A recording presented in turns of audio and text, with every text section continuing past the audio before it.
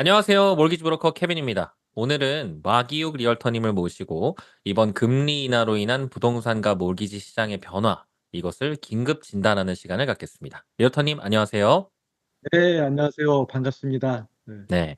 지금 영상을 촬영하는 시점은 9월 19일인데요. 어제자 9월 18일 뉴스로 FOMC 미팅을 통해서 이제 미국 금리가 0.5%나 정말 파격적인 뉴스 같은데 인하가 되었습니다. 이 부분은 많은 사람들이 예상할 수도 있고 예상 밖이었을 수도 있는데 우리 리얼터님은 이 부분을 어떻게 생각하고 계신지요? 네, 어제 그 0.5% 금리 인하 여부는 아주 팽팽했던 것 같아요. 0.25% 인하를 생각하는 분도 많았고, 또 과감하게 0.5%까지 인하를 생각하는 분도 많았는데, 저는 0.5% 인하를 파월의 묘수라고 그렇게 평가하고 싶습니다. 아주 절묘한 전략적인 선택이었던 것 같습니다. 인플레이션이 더 이상 정책 목표가 아니고 또한 고용과 경기 침체에 대응하는 그런 선제적인 결단이라고 평가하고 싶습니다. 또한 미국 경제에 대한 자신감의 표시라고도 보이는데요. 오늘 시장 반응을 보아도 장중에 나스닥은 3%에 육박하는 상승세를 보이기도 했고 또 S&P 500 지수도 2%에 근접하는 상승세를 보이기도 했습니다. 앞으로 미 연준의 FOMC가 11월과 12월 그리고 캐나다 중앙은행은 10월과 12월에 금리 결정이 예정되어 있는데 제 개인적으로는 연말까지 추가로 최소 0.5% 인하가 이루어질 것으로 그렇게 보고 있습니다. 저는 개인적으로 0.25%라도 인하되면 참 좋겠다라는 생각이었는데 시장의 기대치보다 조금 더 좋은 뉴스를 던져주는 것 같습니다. 그리고 또 확실하게 시장이 어디로 가야 된다라는 방향성을 보여준 것 같아서 이제 금리가 내려갈 것이다. 그럼 금리가 내려가면 자연스럽게 또 우리가 투자할 수 있는 시장들이 움직일 수 있는 원동력이 될 것 같은데요. 우리가 미국 금리가 내렸고 또 미국 부동산이 다시 올라간다는 기대치가 있을 만큼 밴쿠버 부동산에도 큰 영향이 있을 것 같은데 지금까지는 밴쿠버 부동산 시장이 사실 슬로우 다운되고 바닥이다라는 의견이 좀 많았는데요. 우리 리얼터님은 어떻게 생각하시는지요? 저도 7월부터 밴쿠버 부동산 시장은 바닥에 다가가고 있다는 말씀을 많이 드렸던 것 같아요. 그리고 부동산 시장의 특성이 이자율에 후행하는 특성을 가지고 있기 때문에 그 효과가 그렇게 즉각적으로 나타나지는 않을 것으로 보입니다. 음. 나름 시간이 필요할 것 같은데요. 그 근거에 대해서는 제가 셀즈 투 액티브 지수를 통해서 한번 시장을 분석해 보았습니다.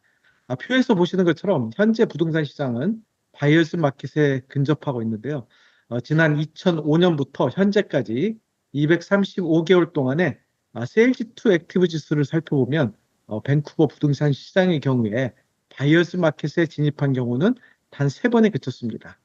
2008년 글로벌 금융위기 때가 한 번이고요. 또 2012년 유럽의 재정위기가 발생했을 때, 그리고 밴쿠버 부동산 시장의 시장 규제가 강화되면서 이렇게 3번에 걸쳐서 바이어스 마켓에 진입하였습니다.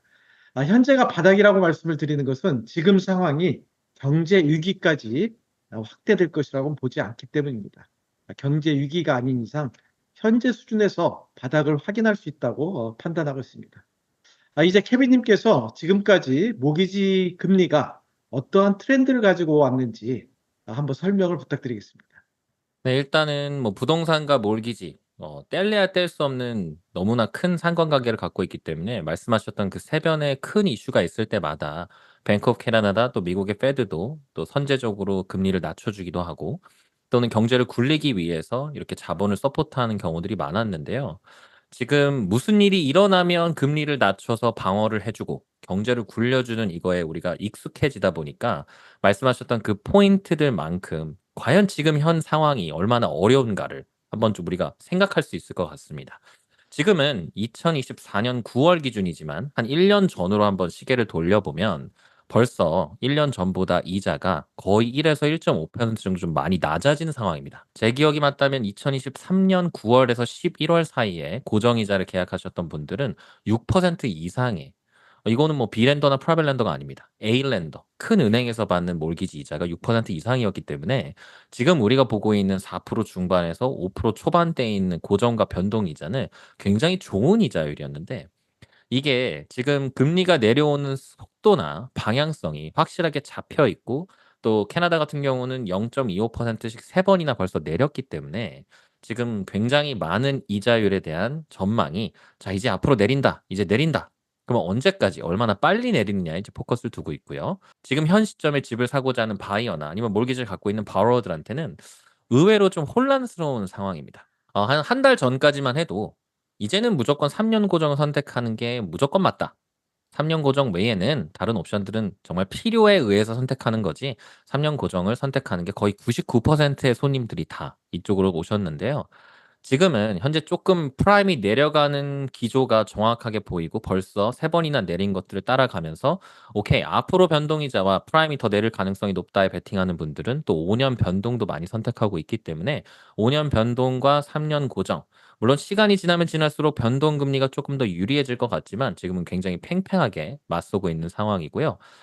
우리가 지금 기대하는 부분들 중에 이자가 과연 언제 정상화될 것인가 이 타겟은 대략 3에서 3.5% 사이입니다. 그러다 보니 고정이자든 변동이자든 아직 많이 남았는데 실제 이게 얼마나 빨리 거기까지 도달할지가 포커스가 되는 것 같습니다. 그래요. 우리가 그 6% 이상의 그 5년 고정금리가 이제 한 4.5%까지 내려갔다는 것은 사실 상당한 건데 워낙 우리가 낮은 금리로 4, 5년 전에 모기지를 받았던 분들이 약 뭐 2%에서 2.5% 5년 고정금리로 그렇게 모기지를 받은 분들이 아주 많죠. 그러다 보니까 지금의 4.5% 내외의 그 모기지 금리가 그렇게 낮다고 실감하는 분들은 아주 적은 것 같습니다. 자, 2025년부터 만기가 도래하는 모기지가 아주 많습니다. 제가 통계를 한번 살펴보니까 2020년 5월부터 2021년 4월까지 1년간 광역 밴쿠버 주택 거래량이 무려 7만 채였습니다. 2005년부터 연 평균 거래량이 5만 채 수준이었던 것을 감안하면 연 평균 거래량보다 무려 40% 이상이나 많이 거래되었다는 것을 좀 감안해야 할 것 같습니다. 개인적인 의견이지만 저는 캐나다의 경우에 기준금리는 연말까지 약 한 3.5%, 또 내년 중순까지는 약 3%까지 예상하고 있는데 앞으로 모기지를 갱신하는 분들께 어떤 선택점을 가지고 모기지를 갱신하는 것이 가장 현명한 선택이 될 것인지 아주 어려운 질문이지만 좀 구체적인 수치를 가지고 설명해 주시면 좋겠습니다. 예, 정말 말씀처럼 피하고 싶을 정도로 굉장히 어려운 질문입니다. 이 이야기에 앞서서 그래도 제가 이제 드리고 싶은 이 어드바이스의 근거를 찾기 위해서 한 1년 전부터 과연 이 몰기지 리뉴얼과 또 어떤 기사들이 좀 우리에게 신호를 줬는지를 좀 찾아봤는데요. 물론 지금 제가 말씀드리는 이 기사들에서 사용한 데이터들과 통계들은 어떤 이야기를 하고 싶은지에 따라서 팩터도 다르고 도표도 다르고 굉장히 다양합니다. 그래서 여러 가지 소스에서 한번 검색을 해봤을 때 지금으로부터 1년 전 2023년 10월에 CMHC라고 하는 캐나다에서 가장 큰 주택공사에서 앞으로 리뉴얼이 다가오는 사람들한테 어떤 영향이 있을 것인지 미리 좀 경고를 해준 기사가 하나 있는데요. 여기에서 얘기하는 바로는 2024년도와 2025년에는 up to 2.2 million 달러의 몰기지들이 앞으로 계속해서 리뉴가 될 거다. 이거는 대략적이긴 하지만 한 45% 정도의 캐네디언 아웃스탠딩 몰기지가 리뉴가 다가온다는 뜻이고요. 이 리뉴얼이라는 게 물론 타이밍에 따라 조금씩 다르지만 제가 봤을 때는 코비드 시점에 5년 고정을 했던 손님들과 그리고 코비드가 살짝 지난 다음에 3년 고정을 선택했던 분들 또는 5년 변동을 선택해서 지금까지 쭉 오신 분들이 24년, 25년 또는 26년 초까지 이렇게 리뉴가 몰리는 상황이 다가온다라는 어느 정도의 통계가 작년 10월이었는데요. 2024년 5월 달에는 뱅크 오브 캐나다에서 직접 이거에 대해서 이야기를 했습니다. 뱅크 오브 캐나다는 5월이라 보면 어떻게 보면 기준금리가 정확하게 내려가기 전에 한 달 전이기 때문에 금리의 향방보다는 앞으로 어떻게 될 거니까 조심해라는 메시지로 스팁 점프라는 표현을 쓰면서 몰기지 페이먼트가 굉장히 많이 올라갈 거니까 앞으로 너네들이 갖고 있는 몰기지 원금 대비 페이먼트가 얼마나 올라갈지 미리 알고 있어라라고 하는 경고성 기사도 보입니다. 그리고 이제 가장 최근으로 좀 돌아가 보면 24년도 9월 달에는 어 이 60% 정도의 캐네디언 몰기지가 앞으로 3년 안에 이제 갱신이 다가오고 그렇게 되면 이 페이먼트 쇼크라고 하는 내가 내야 되는 먼슬리 페이먼트가 너무 올라가서 쇼킹한 정도의 충격이 온다라는 건데 이걸 제가 한번 계산을 좀 해 봤습니다. 일단 만약에 5년 고정 상품으로 30년 상환으로 원금이 10만 불인 몰기지를 얘기해 보면 2% 이자율이라면 한 달에 부담해야 되는 원금과 이자 페이먼트는 369.2 하나입니다. 자, 물론 이제 몰기지 10만 불밖에 없지 않지만 10만 불 기준으로 계산했을 때 이 정도인데 만약 이 이자율이 4%로 늘어났을 때는 월 475.52인데요. 이 두 이자율 때문에 발생하는 차액은 대략 106불입니다. 자, 이 말은 10만 불당 100불에서 110불 정도의 추가 이자가 나올 수 있는 가능성이 있기 때문에 앞으로 우리가 갖고 있는 몰기지 원금 대비 페이먼트를 잘 계산해야 되는데요. 40만 불 기준으로 만약 계산한다면 한 달에 425.24 정도의 차액이고요. 연으로 따지면 이게 한 5천에서 5,100불 정도. 그리고 이 계약 기간, 5년이라는 계약 기간을 따져보면 대략 2만 4천에서 2만 5천 불 정도의 큰 차액입니다. 자, 이런 것들에 대해서 계속 미리미리 1년 전부터 우리에게 이제 시사를 하고 있는데 정말 다행히 앞으로 리뉴얼을 다가오는 분들은 이 쇼킹한 갭이 조금씩 줄 겁니다. 아무래도 6%의 이자를 예상했던 작년 10월과 지금은 4에서 4.5%를 이야기하고 있으니까요. 그 부분들 때문이라도 지금 뱅크 오브 캐나다에서 선제적으로 내려진 이 기준금리가 리뉴얼을 기다리는 분들한테는 참 단비 같은 소식인데요. 앞으로 더 많은 이자율들이 내려오는 뉴스가 더 쏟아져서 리뉴얼에 대한 부담이 좀 적었으면 좋겠지만 많은 분들이 리뉴얼을 좀 기다리고 있을 겁니다. 그러면 우리가 받았던 5년 전 모기지 금리가 2%라고 가정을 하고 또 내년 상반기 금리 모기지를 4%로 가정한다면 우리가 실제 더 부담하게 되는 페이먼트 금액은 약 몇 퍼센트 정도 증가하는 것이 될까요? 네, 일단 퍼센트로 생각하면 대략 한 25% 정도의 월 부담감이 늘어난다라고 보이고요. 물론 원금이 늘어나는 게 아니기 때문에 순수하게 이자 부담이 25% 는다라고 봅니다. 그리고 또 약간 복잡하게 조금 더 생각을 해본다면 뭐 5년 변동을 선택했던 분들은 계속해서 프라임에 따라서 변동에 대한 이자가 달라졌을 수도 있지만 고정금리를 선택했던 분들은 빼도 박도 못하게 그 기간 동안 딱 정확한 이자를 내기 때문에 대략 25% 정도의 급작스러운 그 쇼킹한 페이먼트를 경험할 수 있는데요.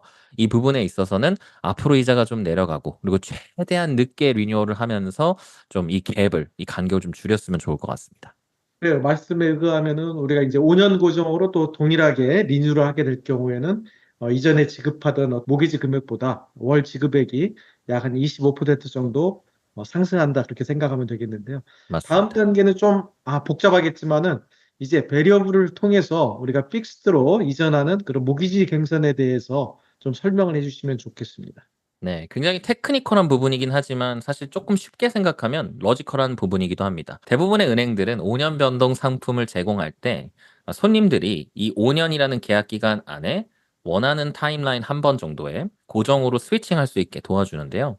예를 들어 우리가 지금 5년 변동으로 프라임 마이너스 0.4%짜리 계약을 한 다음에 프라임이 점점 내려가면서 내가 나중에 3년 고정이 뭐 3%나 4%까지 안정적으로 내려왔을 때 스위칭하고 싶다.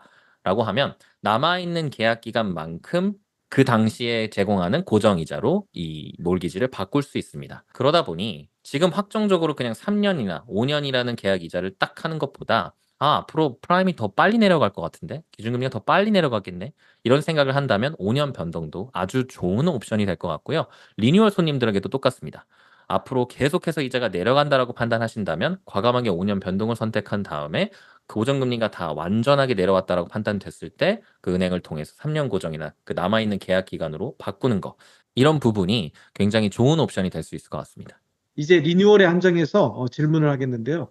리뉴얼 시 스위칭을 할 때 우리가 먼저 베리어블을 선택하고 나서 은행에 따라 다르겠지만 승인을 해주는 경우에 픽스드 금리가 많이 내려갔을 때 그 스위칭을 할 때 그 어떤 기간 제한이 궁금해서요. 예를 들면은 베리어블을 선택하고 나서 뭐 3개월이라든가 또는 6개월 후라든가 자유롭게 또 선택을 할 수 있는 것인지 아니면 기본적인 기간이 있는지 이게 좀 궁금하더라고요. 네. 일단 자유롭게 바꿀 수 있냐라는 질문에 대한 대답은 아무래도 페널티가 없이 바꿀 수 있냐와 그리고 언제든지 바꿀 수 있냐 이 두 가지인 것 같은데요. 일단 쉬운 답변은 일단 페널티 없이 바꿀 수 있습니다. 물론 모든 은행이 다 그런 건 아닙니다. 그래서 몰기지 계약을 할 때 처음부터 어떤 프로세스를 통해서 이걸 바꿀 수 있는지 뭐 예를 들어 지점에 가야 되는지 누군가에게 전화를 해야 되는지 이런 부분들을 정확하게 인지하시고 계약서에서 확인을 하고 진행하는 게 중요한데요. 기간 같은 경우는 제가 자주 사용하는 TD은행 같은 경우는 5년 변동을 선택한 후에 뭐 3개월이나 6개월 후 남아있는 계약 기간이 뭐 4년이나 4년 반이다 했을 때는 그 남은 텀만큼만 고정으로 스위칭이 가능합니다. 그러면 이 몰기지가 만료되는 maturity date은 똑같고요. 남아있는 기간만 고정으로 바꾸다 보니까 5년 변동을 선택해서 예를 들어 1년이라는 시간이 지났고 1년 안에 프라임이 많이 떨어지고 고정이자도 많이 떨어지면서 이 변동을 고정으로 바꿀 만한 이 meaningful하게 많이 내려와 있는 순간이 오면 이게 굉장히 쏠쏠하게 작용을 할 것 같고요. 지금 우리가 코비드 시점을 지나면서 변동이자를 선택했던 분들이 몸으로 배웠던 것은 계속 금리가 올랐기 때문에 이 부분들은 사실 우리가 생각할 필요가 없었지만 앞으로 금리가 내려가는 시장에서 변동을 선택한다면 이 부분은 꼭 챙기면서 우리가 가야 됩니다. 이제 다음 질문은 이제 새로 집을 구입해서 모기지를 선택하는 분들에게 이제 변화하는 이런 그 금리나 시점에서는 과연 어떤 모기지 선택 방법을 권하고 싶은지 궁금합니다. 일단 영상을 찍는 시점 9월 이제 19일과 그리고 불과 1, 2주 전만 해도 이 질문에 대한 대답은 참 많이 달라졌습니다. 일단 전반적인 트렌드는 사실 3년 고정 또는 5년 고정이었습니다. 대부분 금리 인하에 대해서 회의적인 생각도 많았고요. 금리가 내려봤자 얼마나 내릴까라는 고민들도 있었지만 캐나다 같은 경우는 스트레스 테스트 때문에 내가 계약하게 되는 그 절대값 이자 대비 몰기지 금액이 결정되다 보니까 어쩔 수 없이 고정이자를 선택하는 바이어들도 굉장히 많았습니다. 자, 근데 지금은 우리가 만약 3년 고정을 선택하고 5년 변동을 선택했을 때 동일한 몰기지를 받을 수 있다라는 상황이라면 이제 앞으로 내가 커스터 바로잉을 얼마나 낮게, 얼마나 싸게 가느냐의 싸움인데 많은 분들이 이제는 우리가 5년 변동을 선택하더라도 프라임이 빨리 떨어질 수도 있겠구나. 여기에 또 생각이 좀 많으신 것 같고요. 또 추가적으로 저 같은 경우는 사실 4년 고정도 괜찮은 옵션인 것 같습니다. 요게 좀 이제 그 마이너한 오피니언이긴 하는데요. 많은 은행들이 3년 고정과 5년 고정에 포커스를 두고 뭐 프로모션이라든지 여러 가지 경쟁을 하게 되는데 사실 3년은 마진이 많이 없습니다. 그러니까 은행들이 3년 고정 상품을 했었을 때 감당해야 되는 리스크 대비 마진이 거의 없기 때문에 대부분 4년과 5년의 프로모션을 많이 걸고 이쪽으로 유도를 하고 있는데 5년 같은 경우는 일단 계약 기간이 너무 길기 때문에 부담스럽지만 사실 4년도 길고 또 짧은 건 아니지만 3년 대비 1년밖에 안 되지만 거기에서 발생하는 추가적인 디스카운트가 생각보다 매력적입니다. 그러다 보니 4년 고정도 굉장히 좋은 옵션으로 다가오고 있고요.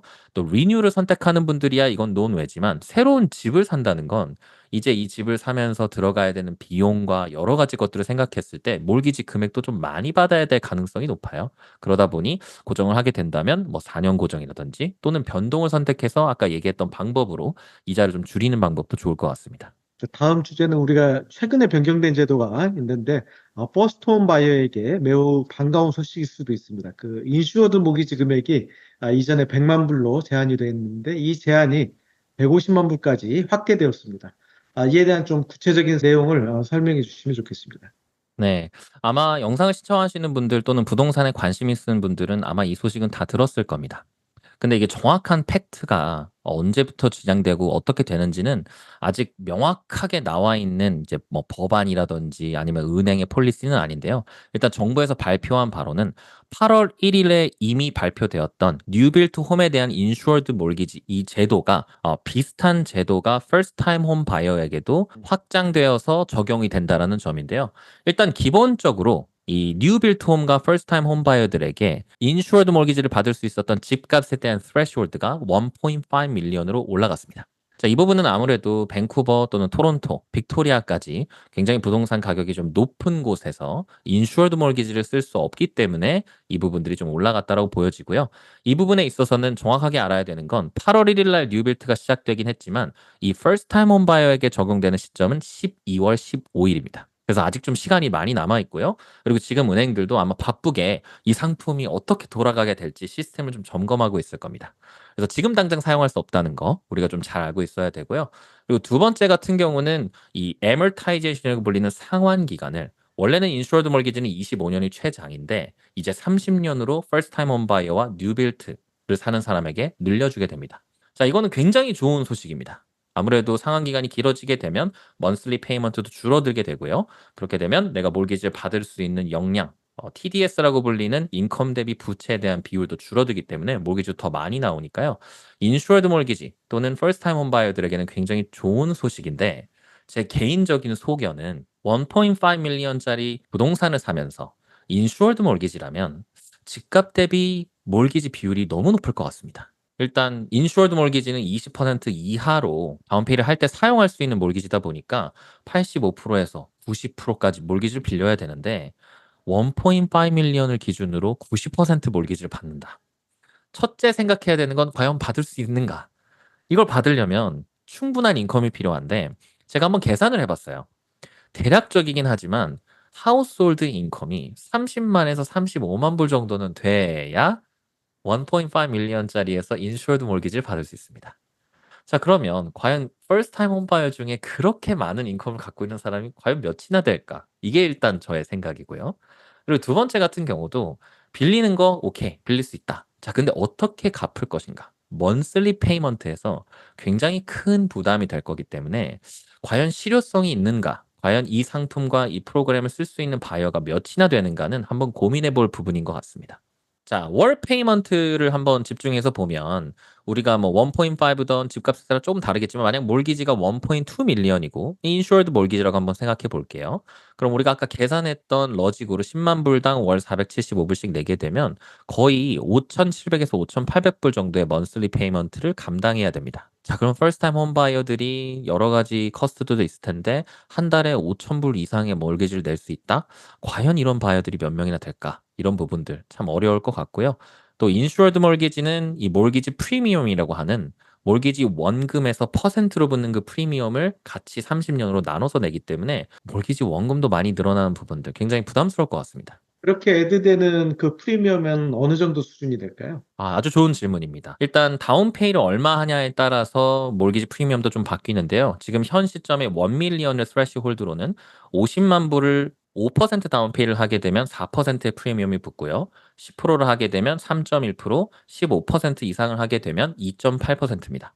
자, 그러면 물론 스레시홀드가 올라갔으니까 이 폭도 올라갈 건데 만약에 1밀리언을 빌리면서 4% 정도의 프리미엄이 붙어버리면 단순히 이것만 계산해도 4만 불의 몰기지 원금이 더 붙어서 30년으로 나눠서 내다 보니까 이 부분도 생각을 꼭 해야 됩니다.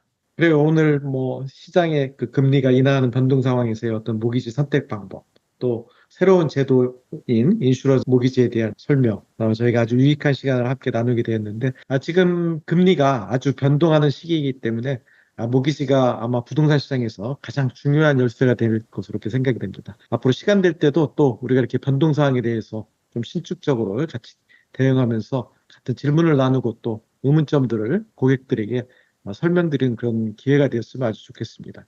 네, 저도 이렇게 관심사를 좀 이야기 나눌 수 있어서 너무 좋았는데요. 저희가 이렇게 이야기를 하기 위해서 데이터를 모으는 지금 이 순간에도 참 세상이 너무 빨리 바뀌고 있는 것 같습니다.